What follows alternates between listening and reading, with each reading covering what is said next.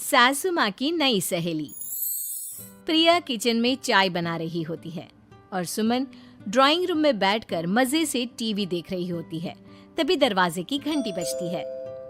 प्रिया, जरा देखना तो कौन आया है। देखती हूँ मम्मी जी। प्रिया दरवाजा खोलती है तो सामने पड़ोस वाली विमला आंटी खड़ी होती है। नमस्ते आंटी जी, कैसी हैं आप? मैं तो बिल्कुल ठीक हूँ बेटा, पर तेरी सास को क्या हुआ है? आजकल कहीं दिखती ही नहीं है। जब देखो तब टीवी के आगे जमी रहती है। अंदर तो आइए आंटी। अरे ओ दीपक की अम्मा, कहाँ हो?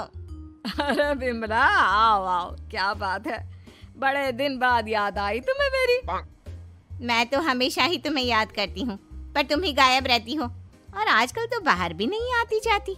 तबीयत तो ठीक है ना तुम्हारी? अरे तबीयत को क्या होना है, इस उम्र में तो कुछ ना कुछ लगा ही रहता है। मेरी छोड़ो, तुम ये बताओ कि क्या चल रहा है गली मोहल्ले में। तुम गली मोहल्ले की छोड़ो, चल तो तुम्हारे पड़ोस में रहा है। तुम्हारी नई सहेली आई है। मेरी कौन सी नई सहेली? मैं तो यहाँ बस तुमसे बातचीत कर लेती हूँ या फिर बाजू वाली शर्मा की बहू से दो चार बातें कर लेती हूँ। इसीलिए तो कहा कि तेरी नई सहेली आई है। अब कोई पड़ोस में आया है तो बात तो होनी ही है। कम से कम इसी बहाने हमारा भी एक ग्रुप बन जाएगा। फिर सब मिलकर अपनी बहुओं की शिकायतें किया करेंगे। दोनों हंसने लगते हैं। तभी प्रिया चाय लेकर आती है और सामने टेबल पर रख देती है। दोनों चाय पीती हैं और बातें करते हैं। चलो मैं चलती हूँ, अब कल मिलते हैं। राम राम। अगले दिन प्रिया किचन में कुछ काम कर रही होती है और सुमन आराम से सोफे पर बैठकर मटर छिल रही होती है। तभी डोरबेल बजती है। प्रिया दरवाजा खोलती है तो सामने उनकी नई पड़ोसन खड़ी होती है। जी, आप कौन? मैंने पहचाना नहीं। नमस्ते बेटा, मैं शारदा, आपके बगल वाले घर में अभी 2-4 दिन पहले ही शिफ्ट हुए हैं। ओह अच्छा अच्छा अच्छा, नमस्ते आंटी, अंदर आइए ना आप। देखिए तो मम्मी जी, आज कौन आया है। इतना कहकर प्रिया किचन में चाय बनाने चली जाती है। नई पड़ोसन को घर पे देखकर सुमन थोड़ा हैरान हो जाती है। नमस्ते बहन जी, मैं शारदा, आपकी नई पड़ोसन। अच्छा अच्छा, आप हैं हमारी नई पड़ोसन। आइए आइए, और बताइए कैसी हैं आप? जी बिल्कुल ठीक हूँ। वो दरअसल घर पर छोटी सी पूजा रखवाई थी, बस उसी का प्रसाद देने चली आई। सोचा इसी बहाने नए पड़ोसियों से भी मुलाकात हो जाएगी। ये तो बहुत अच्छा सोचा आपने। सुमन प्रिया को आवाज लगाती है। अरे ओ बहू, जरा चाय पानी का तो आके पूछ लो। ये आजकल की बहुएं भी ना, जब तक बोलो नहीं तब तक कुछ नहीं करेंगी। आई मम्मी जी। प्रिया चाय लेकर आती है। दोनों बैठकर चाय पीती हैं और खूब सारी बातें करती हैं। अच्छा बहन जी, अब मैं चलती हूँ, फिर मिलते हैं। अब तो आना जाना लगा ही रहेगा। शारदा के जाने के बाद प्रिया किचन से बाहर आती है। क्या बात है मम्मी जी, आप दोनों को देखकर तो लगा ही नहीं कि पहली बार मिल रही हो। आप दोनों तो बिल्कुल बिछड़ी हुई सहेलियों की तरह बातें कर रही थी। अरे जब दो औरतें मिल जाती है ना, तो बातें अपने आप ही निकल आती है। अब तू अपने काम पर ध्यान दे, बातों पे नहीं। ऐसे ही कुछ दिन बीत जाते हैं।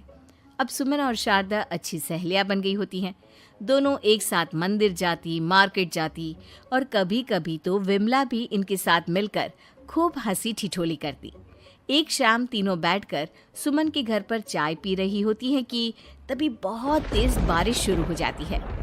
सुमन जोर से प्रिया को आवाज लगाती है। प्रिया, ओ प्रिया, देख कितनी तेज बारिश हो रही है। जाके छत से सारे कपड़े ले आ, नहीं तो सब भीग जाएंगे। सुमन 2 बार आवाज लगाती है लेकिन प्रिया का कोई जवाब नहीं आता।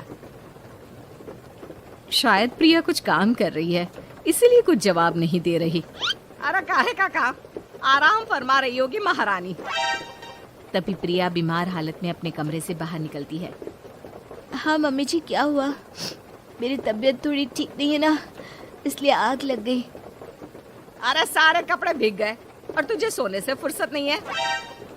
सबके सामने सुमन के मुंह से ऐसी बातें सुनकर प्रिया उदास हो जाती है और छत से कपड़े उतारने चली जाती है। सुमन, ये क्या बात हुई? प्रिया ने बताया ना कि उसकी तबीयत ठीक नहीं, इसलिए उसकी आंख लग गई। तुम भी ना खामखा उसे सबके सामने सुना दिया। अरे आप नहीं जानती शारदा जी, कुछ बहुएं ना बहुत आलसी होती है, घर का एक काम नहीं करना चाहती। ऐसा नहीं है सुमन, तुम्हारी बहू तो बहुत प्यारी है, तुम्हारी सारी बात भी तो मानती है।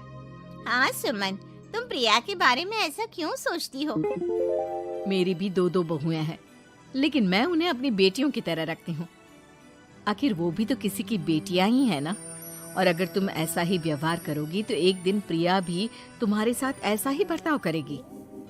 शारदा और विमला की बातें सुनकर सुमन की तो बोलती बंद हो जाती है। वहीं प्रिया भी बाहर से सारी बातें सुन रही होती है। अरे मैं कोई उसकी दुश्मन थोड़ी ना हूँ, मैं भी उसकी माँ हूँ, लेकिन कभी कभी सास बनना पड़ता है, नहीं तो बहुएं हाथ से निकल जाती है। देखो सुमन, ये सब सोच का फर्क है। अगर तुम ये सोचोगी तो कभी प्रिया को अपनी बेटी नहीं बना पाओगी। इतना कहकर शारदा और विमला वहां से चली जाती हैं और सुमन अकेले बैठकर उनकी बातें सोचने लगती है। अगले दिन प्रिया और दीपक अपने कमरे में बैठकर बात कर रहे होते हैं और सुमन उनके कमरे के बाहर कुछ काम कर रही होती है और उन दोनों की बातें सुन लेती है। दीपक, तुम्हें पता है हमारे पड़ोस में जो शारदा आंटी है ना, बहुत अच्छी हैं। अच्छा, ऐसा क्या हो गया जो तुम्हें वो इतनी अच्छी लगने लग गई? कुछ खास नहीं, बस कल जब मम्मी जी मुझे सबके सामने सुना रही थी तो शारदा आंटी ने मेरा साथ दिया। मैं तो सच में हैरान ही रह गई थी जब उन्होंने मम्मी जी को मुझसे ऐसा बर्ताव करने के लिए मना किया। अच्छा, फिर क्या हुआ?